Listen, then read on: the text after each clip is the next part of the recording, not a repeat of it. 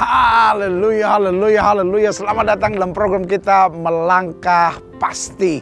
Karena dalam hidup ini yang paling menentukan seseorang, kualitasnya khususnya ada pada kepastiannya.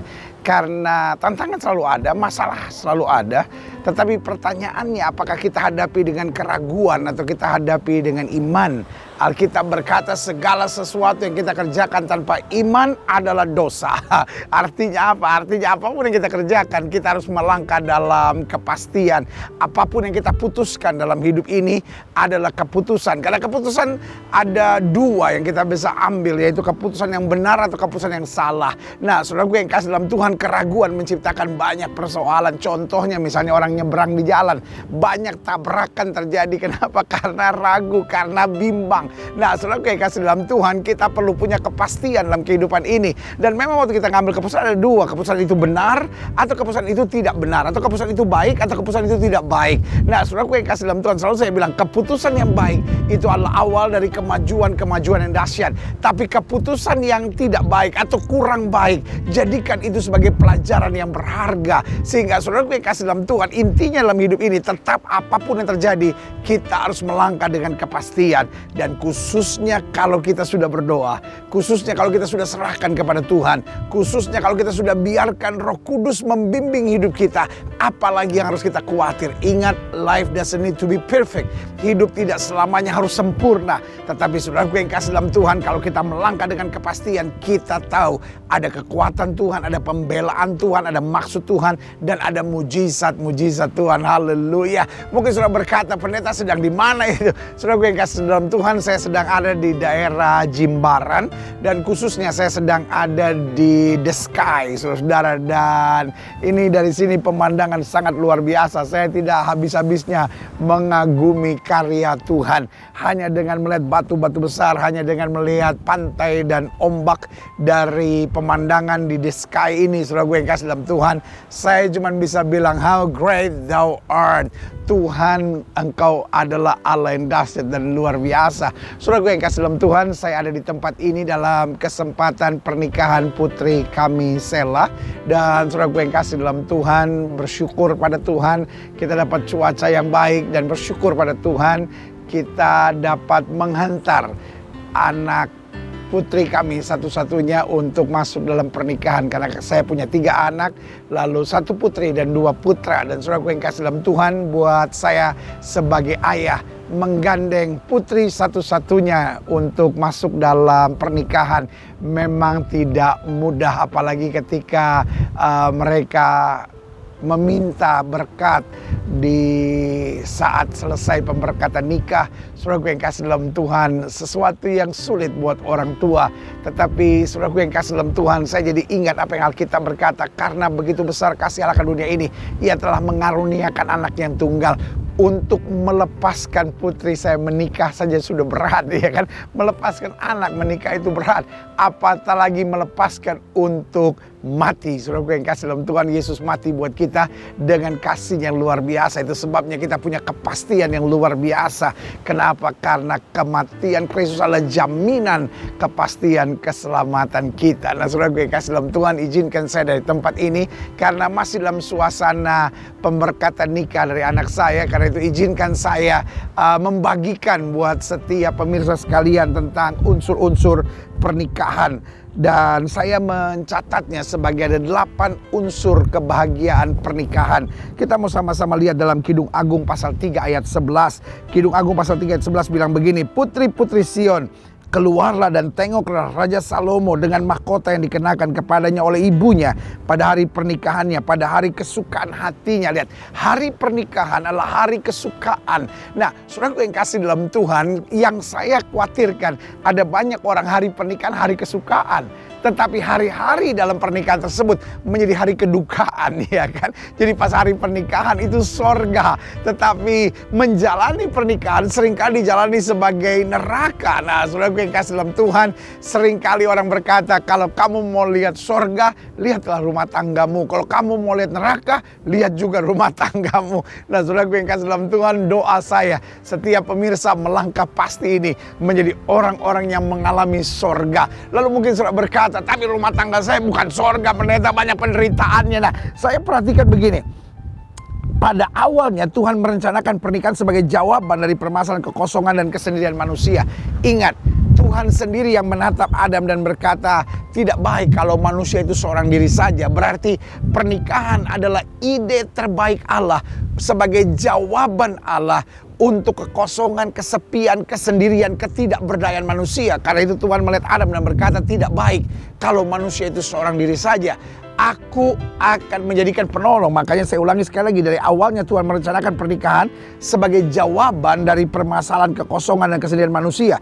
Sehingga mutlak pernikahan diciptakan untuk kebahagiaan manusia. Tadi kita baca dalam Kidung Agung pasal 3 ayat 11 dikatakan pada akhirnya hari pernikahannya yaitu hari kesukaan hatinya. Saudaraku yang kasih dalam Tuhan, karena itu perintah Tuhan dalam Maleakhi pasal 2 ayat 13 jelas. Maleakhi 2 ayat 13 bilang, dan inilah yang kedua yang kamu lakukan. Kamu menutupi mezbah Tuhan dengan air mata, dengan tangisan dan rintihan. Oleh karena ia tidak lagi berpaling kepada persembahan dan tidak berkenan menerimanya dari tanganmu. Nah, saudaraku yang kasih dalam Tuhan, waktu Tuhan bicara tentang pernikahan, Tuhan marah kepada bangsa pilihan dan Tuhan bilang apa? Tuhan bilang, kamu menutupi mezbah Tuhan. Kamu menutupi pernikahan kamu dengan apa? Dengan air mata, dengan tangisan dan rintihan. Berarti saudaraku yang kasih dalam Tuhan, rumah tangga tidak seharusnya ditutupi dengan tangisan, rintihan, lalu kekerasan. Saudaraku yang kasih dalam Tuhan, pada dasarnya rumah tangga harus diisi dengan semangat, harus diisi dengan sukacita, harus diisi dengan kebahagiaan.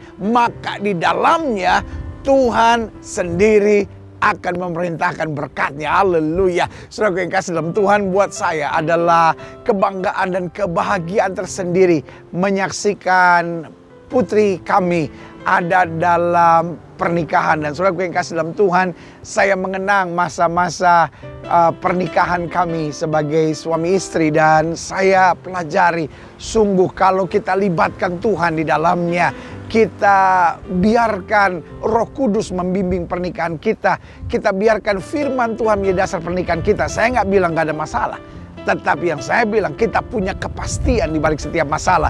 Kita dapat hikmat Tuhan untuk menyelesaikan setiap masalah. Karena dasarnya Tuhan tidak pernah janjikan rumah tangga tanpa masalah, tapi Tuhan janjikan sebuah rumah tangga yang selalu ada berkat Tuhan, ada sukacita, ada kekuatan, dan ada mujizat-mujizat. Artinya apa? Kalau ada masalah dalam rumah tangga, tidak seharusnya kita saling menyalahkan. Dalam masalah rumah tangga, tidak seharusnya kita berteriak satu sama lainnya. Dalam masalah rumah tangga, kita nggak seharusnya berpikir negatif.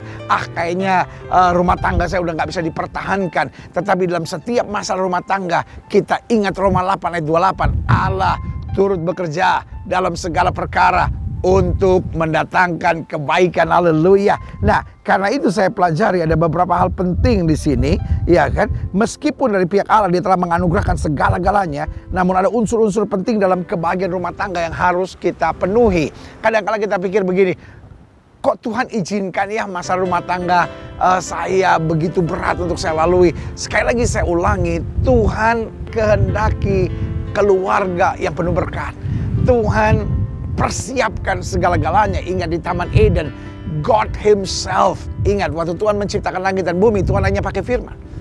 Tapi waktu Tuhan menciptakan pernikahan, dia biarkan Adam tertidur dulu, lalu dia ambil tulang rusuknya. Pertanyaan saya, apakah dia nggak bisa potek dahan rambutan atau ambil tanah juga, atau ambil batu permata kalau mau lebih bagus, ya kan, ambil berlian lalu bentuk wanita?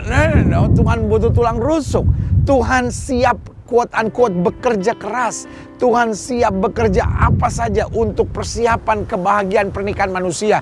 Tuhan ambil tulang rusuk, Tuhan bentuk manusia. Saya percaya pasti ditutup lagi, ya kan. Lalu kemudian Tuhan sendiri memegang tangan Hawa dan mengantarnya kepada Adam. Lihat saudaraku yang kasih dalam Tuhan, bahasa saya selalu saya bilang ini, Tuhan mau sibuk untuk kebahagiaan rumah tangga. Tuhan mau sibuk untuk kesatuan rumah tangga. Tuhan mau sibuk agar rumah tangga itu berkualitas. Saya nggak habis pikir kalau orang sekarang hanya mau sibuk demi uang, tapi tidak sibuk, tidak bekerja keras, tidak berusaha dengan apa yang ada pada dirinya untuk kebahagiaan rumah tangga. Saudara gue yang kasih dalam Tuhan, kalau Tuhan siap Maka hari ini saya harus ingatkan, kita semua harus siap. Karena saudara yang kasih dalam Tuhan, saya percaya sangat layak. Saya ulangi sekali lagi, sangat layak. It's worth it. Sangat layak untuk kita berkorban, untuk kita berjuang, untuk kita quote unquote atau dalam tanda petik rela sibuk dalam pernikahan atau dalam membangun keluarga. Karena jerih payah kita dalam Tuhan tidak sia-sia. Orang yang berjuang untuk kebahagiaan keluarganya dengan hikmat Tuhan, dengan tuntunan Tuhan, pasti akan menuai kebahagiaan, berkat, dan sukacita yang luar biasa dalam keluarga. Nah, saya perhatikan apa unsur penting dalam kebahagiaan pernikahan. Yang pertama, pemberesan masa lalu. Saya ulangi sekali lagi, pemberesan masa lalu. Nah, ada banyak rumah tangga nggak bisa bahagia. Kenapa? Karena suami masih ingat-ingat masa lalu istrinya, lalu istri masih ingat-ingat masa lalu suaminya, dan ada suami-suami yang masih ingat mantannya, ya kan, masa lalu dirinya sendiri. Dan ada banyak istri-istri juga gitu, akhirnya selingkuh sama mantannya. Mulainya sederhana, reunian, reuni SMP, ya kan, reuni SMA. Lalu kok saya tuh sama si ini tuh dulu deket banget gitu, sama suami saya kaku. Saudara gue yang kasih dalam Tuhan, ini yang bahaya. Tidak sedikit awalnya dari reuni. Saya nggak bilang reuni salah, karena saudara gue yang kasih dalam Tuhan, setan bisa pakai apa saja untuk kehancuran keluarga. Tetapi yang saya mau bilang, harus hati-hati saudara, ya kan. Kalau kita mulai lihat ada benih-benih, ya kan, kok sama suami saya kaku, kok sama suami saya kayaknya dingin gitu, tapi sama teman saya waktu SMA ini, teman saya SMP ini, kayaknya kok asik. Saudara gue yang kasih dalam Tuhan, nah ini mulai benih-benih yang setan mulai taruh, iya kan.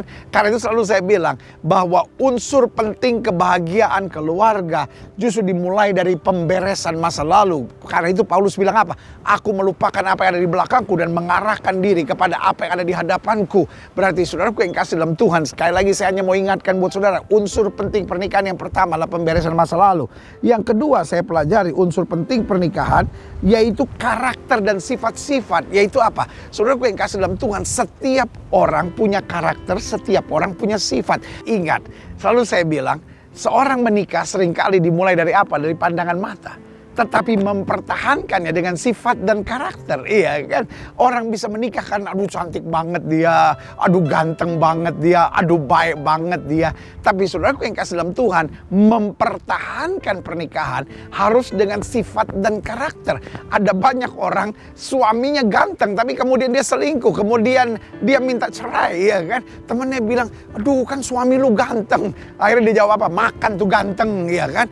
Kan istri lu cantik, makan tuh cantik. Karena saudara yang kasih dalam Tuhan, ada banyak istri berpikir begini, saya kan cantik, ya kan, saya kan sudah dandan, siapa yang bisa lebih cantik dari saya? Suami saya selingkuh, saya mau lihat mukanya gimana sih. Aduh sorry ya, dibanding saya, ya, heran suami saya itu pendeta, masa punya Mercy kok carinya bajai. Ya, akhirnya saya bingung, mana Mercy mana bajai gitu, ya kan.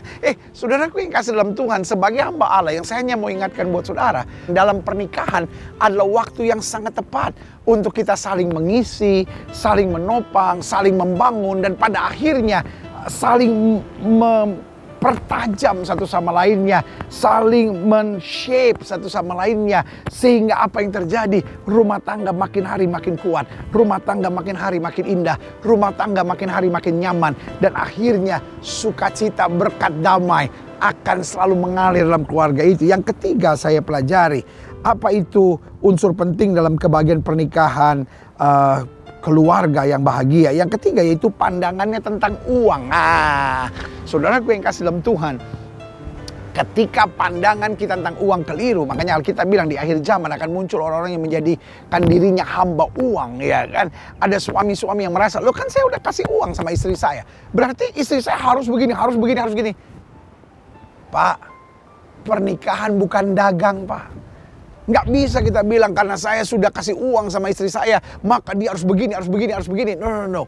Saudaraku yang kasih dalam Tuhan, kita tidak bisa membeli cinta istri dengan uang.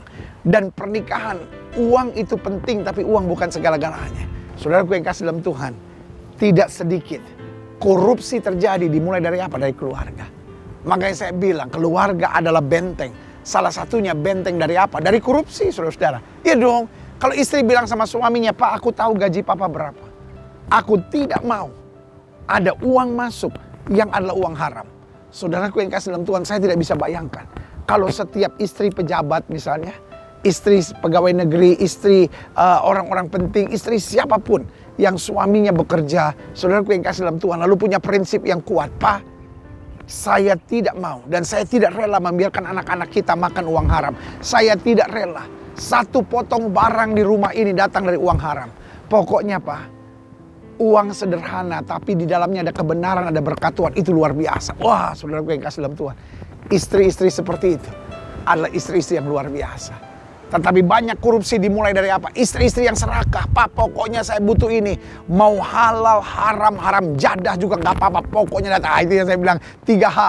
Halal, haram, haram jadah, saudara-saudara, ya kan? Saudaraku yang kasih dalam Tuhan, sebagai hamba Allah saya bilang, salah satu unsur penting kebahagiaan keluarga adalah pandangan tentang uang. Yang keempat, kesiapan mengampuni.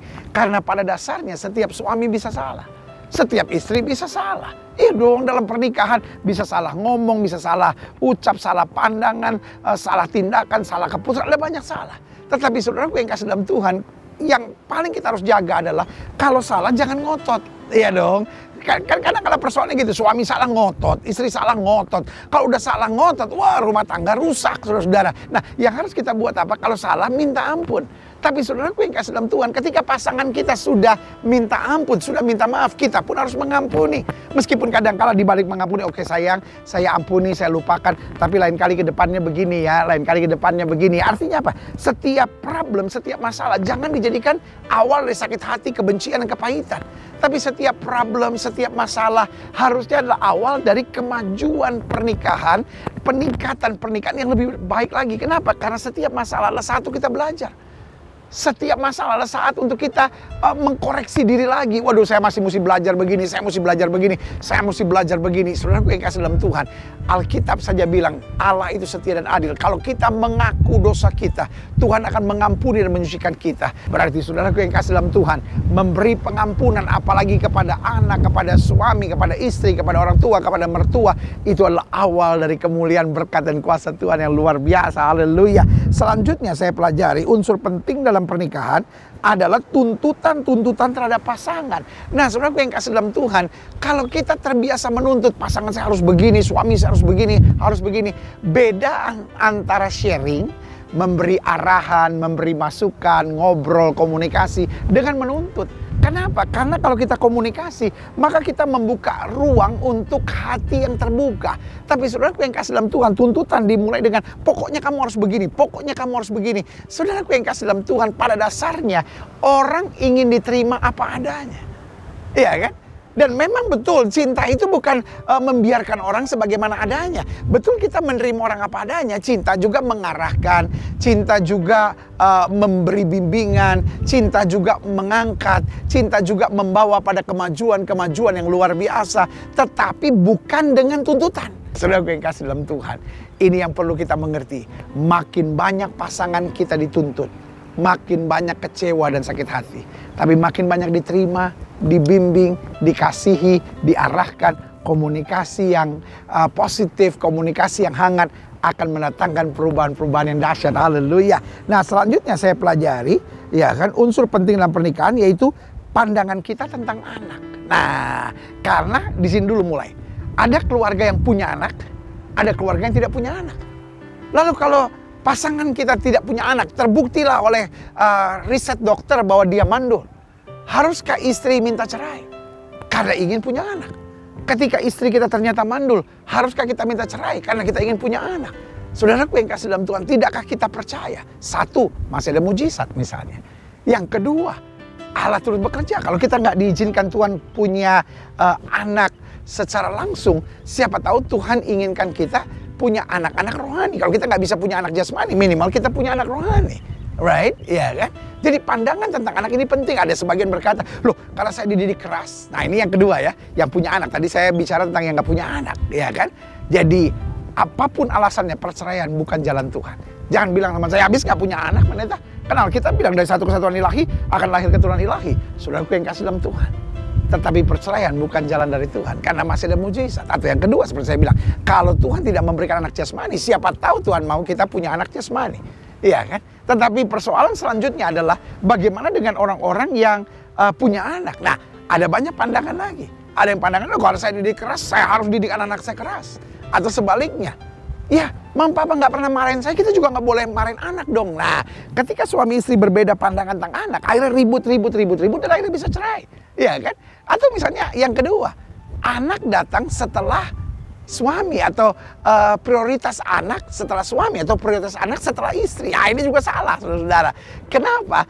Karena suami istri adalah satu. Jadi bukan soal prioritas, saya harus mendahulukan suami, saya mendahulukan. Keduanya satu, saudara-saudara. Iya kan? Jadi karena itu dalam mendidik anak harus sepakat, ya kan? Suami harus sayang istri. Ada banyak istri lebih sayang anak daripada sayang suami, ya kan? Makanya istilahnya ini bapaknya anak-anak, ya. Ini ibunya anak-anak. Sebagai hamba Tuhan, sebagai pendeta, selalu saya bilang, saya tidak pernah setuju istilah ibunya anak-anak atau bapaknya anak-anak. Ini istri saya. Ini anak kami. Itu kan luar biasa, ya kan? Ada yang bahkan panggil istrinya nyonya, ini nyonya saya, ya kan? Kayaknya Gilbert, sini. Ya nyonya, ya kan? Ngeri banget, saudara, ya kan? Jadi hari ini sebagai hamba Allah, saya hanya mau ingatkan, salah satu unsur penting dalam pernikahan, kebahagiaan keluarga juga adalah pandangan tentang anak. Yang ketujuh, campur tangan keluarga. Ini juga penting, saudara, ya kan? Jadi Alkitab bilang, laki-laki akan meninggalkan orang tuanya dan bersatu dengan istrinya, iya kan? Dan itu juga berarti istri akan meninggalkan orang tuanya dan bersatu dengan suaminya. Makanya sudah bisa lihat kartu keluarga. Dalam kartu keluarga orang tua kita, nama anak ada di dalamnya. Tetapi dalam kartu keluarga anak, sorry untuk bilang ini, nama orang tua tidak ada lagi. Artinya apa? Orang tua sudah menjadi pembimbing, orang tua sudah menjadi pengarah. Betul kita harus hormat orang tua, betul kita harus hargai, kita harus respect orang tua. Tapi saudaraku yang kasih dalam Tuhan, kita harus membangun keluarga tanpa campur tangan orang tua lagi. Mungkin saudara berkata, maksudnya apa pendeta? Maksudnya orang tua tetap menjadi pembimbing, orang tua tetap jadi penasehat, iya kan? Tetapi keluarga dibangun harus berdikari. Tapi kalau si om ngomong begini, si tante ngomong begini, lalu rumah tangga jadi bingung, ya tapi kan kita harus begini, ini kan mama bilang begini, ini kan papa bilang begini. Saudaraku yang kasih dalam Tuhan, salah satu syarat mutlak untuk seorang masuk dalam pernikahan adalah dewasa, mandiri, berani bertanggung jawab. Jadi saudaraku yang kasih dalam Tuhan, masukan dari manapun itu baik.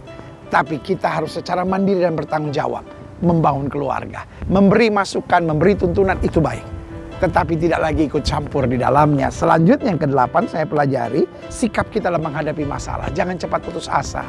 Jangan melarikan diri dari masalah. Jangan menggampangkan masalah. Jangan diamkan masalah. Karena setiap masalah harus kita selesaikan dalam kasih dan anugerah Tuhan. Saudara yang kasih dalam Tuhan, setiap rumah tangga pasti ada masalah. Kalau saudara sedang menyaksikan program Melangkah Pasti ini dan saudara sedang menghadapi masalah, jangan pikir, aduh Tuhan saya nggak kuat. Yang pertama harus saudara mengerti, setiap rumah tangga menghadapi masalah. Hanya bedanya, adakah kita dewasa? Adakah kita rohani? Adakah kita libatkan Tuhan? Adakah kita kuat? Adakah kita yakin bahwa badai pasti berlalu? Masalah pasti bisa diselesaikan. Lalu selanjutnya, adakah kita mengambil manfaat-manfaat positif, pelajaran-pelajaran positif dalam setiap masalah kita? Saudara yang kasih dalam Tuhan, 8 unsur tadi sudah saya sampaikan. Life doesn't need to be perfect, hidup nggak harus sempurna. Karena itu jika 8 unsur itu tidak terpenuhi, saudara nggak bisa bilang, ya kalau begitu rumah tangga saya selesai aja. No. Yang pertama masih ada Tuhan. Karena itu berdoalah. Lalu selanjutnya berserahlah kepada Tuhan. Lalu selanjutnya bicarakanlah secara terbuka. Dan kalaupun masih tidak bisa terselesaikan, datang kepada pendeta, datang kepada hamba Tuhan, minta bimbingan. Selalu ada jalan keluar dalam kasih Tuhan. Bila ada televisi Bapak Ibu Saudara sekalian, ada nomor-nomor telepon, hubungi. Ada hamba-hamba Tuhan yang akan berdoa buat saudara. Dan saat ini dari The Sky, Pantai Jimbaran, saya juga mau berdoa buat saudara sekalian. Saudara boleh taruh tangan kanan saudara di dada dan kita berdoa. Bapak, dalam nama Yesus, dari program Melangkah Pasti ini, hamba ucapkan berkat di dalam nama Yesus. Tuhan jamah, yang sakit Tuhan sembuhkan, yang lemah Tuhan kuatkan. Bahkan kalau mereka sedang ada masalah rumah tangga, pemulihan dari Tuhan boleh terjadi di dalam nama Yesus. Haleluya, amin, amin, amin. Saudara gue yang kasih dalam Tuhan, hati saya sukacita dari The Sky ini, dalam program Melangkah Pasti, saya bisa bagikan buat saudara tentang unsur-unsur penting pernikahan. Doa saya menyertai saudara sampai berjumpa pada program berikut dan tetap melangkah dalam kepastian. Haleluya.